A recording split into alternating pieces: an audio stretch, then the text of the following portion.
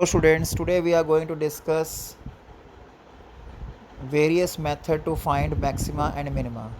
In the last class we discussed about maxima and minima, and we also discussed that how we can judge the maximum value and minimum value without any proper method, or just by hit and trial method, or by our previous experience. But obviously these methods are sure and foolproof method which we are going to discuss today. So let us discuss one by one.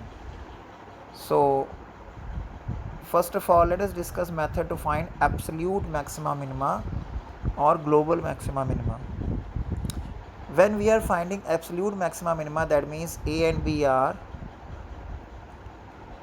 boundary values and these are counted. So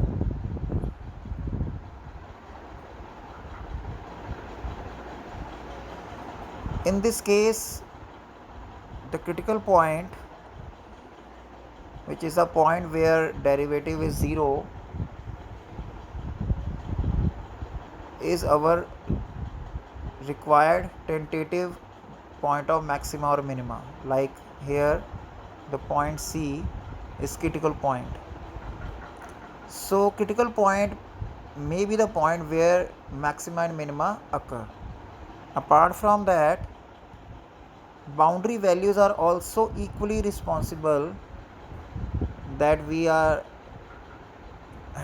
can have a chance that boundary values may be a point of maxima and minima. So for that we have developed an algorithm to find maxima and minima.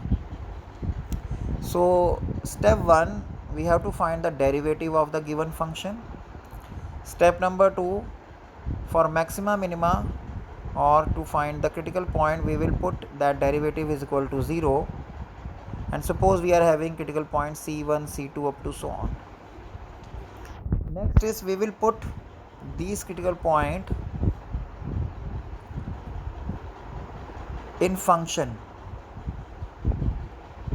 and finally the maximum value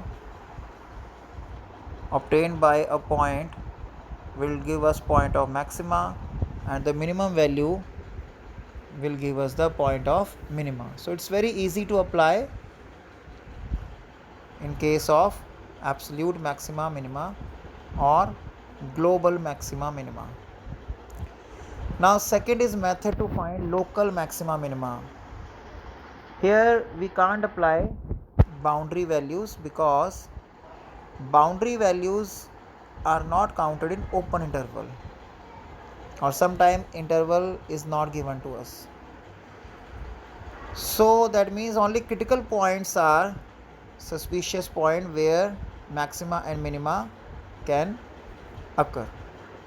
So we have to confirm whether the critical point is a point of maxima or minima. So for that we have developed two tests which are known as derivative test. First derivative test and second derivative test. In the first derivative test, if we look at the graph of this function, suppose I draw this again. Now suppose f of x is a function, this is a critical point,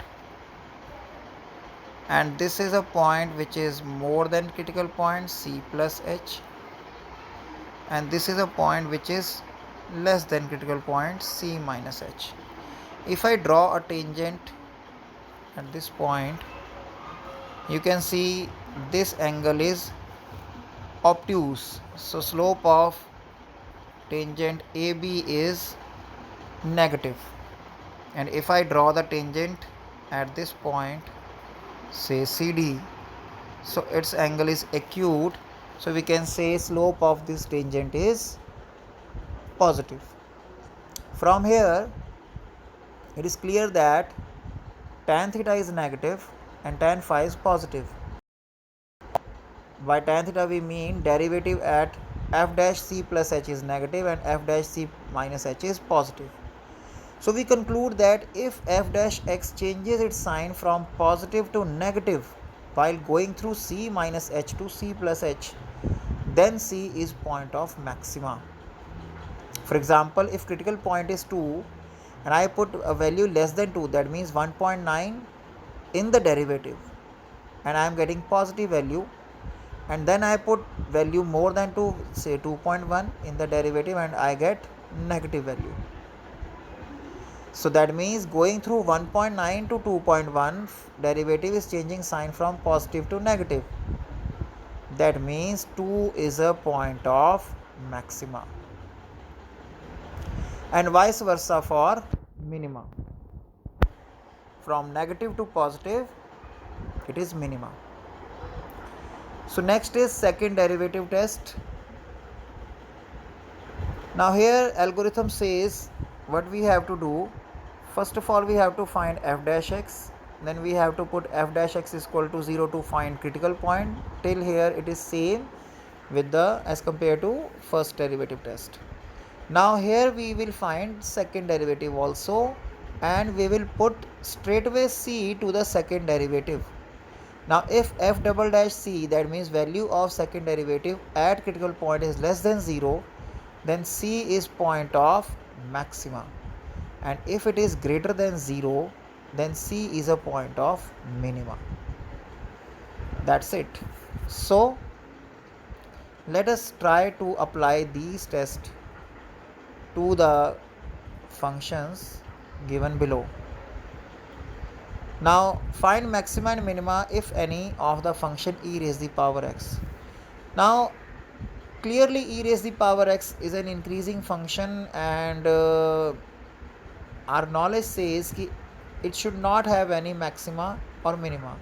Let us say what our method or test says. So let y is equal to e raised the power x. So y dash is again e raised the power x. Now for maxima and minima, we have to put this derivative is equal to 0, and clearly there is no x which is making e raised the power x 0. That means it has no critical point, so clearly there is no maxima minima. So our method is saying the same thing which our common sense or knowledge of exponential function says. Let us go to next question. That f of x is equal to x cube minus 6x square plus 9x plus 15. Let's take first derivative, 3x square minus 12x plus 9. Then for maxima minima, let us put this is equal to 0. Take 3 common. By middle term splitting, we can factorize this. So there are two critical points. Now I am finding double derivative. So if in the double derivative I put x as 1, first critical point, value comes out to be negative. That means 1 is point of maxima. Now in the second derivative, if I am putting second critical point, that means 3, then I am having value 6. That means positive, that means 3 is point of minima. So it's so simple to apply. Let us pick any other question. Let y is equal to sin x minus cos x in open interval 0 to 2 pi. That means it is again local maxima minima. So y dash is cos x plus sin x. For maxima minima, put y dash 0, or cos x plus sin x is equal to 0. Now that means cos x is equal to minus sin x, or tan x is equal to minus 1, because I have divided this by cos x. So the value should belong to second and fourth quadrant, because tan is negative. So values are 3 pi by 4 or 7 pi by 4. Now y double dash cos x derivative is minus sin, and sin x derivative is cos. So it is cos x minus sin x. Now if I put x as 3 pi by 4 in double derivative, the values are minus 1 by root 2 and minus 1 by root 2, which after simplification will give me minus root 2. That means double derivative is negative. So this is the point of maxima. Similarly, if I put x is equal to 7 pi by 4, then again the value is plus positive. So 7 pi by 4 is point of minima. And if we calculate the value of minimum and maximum value. So this is minus root 2 and root 2, but remember this is not maximum value or minimum value. This is just the result of test. Don't treat this as maximum value. Maximum value will be obtained by putting the point of maxima like this in the function here. So don't mix the result of test with the maximum or minimum value. Remember this point. So that's it. That's all for today. Take care. Have a nice day.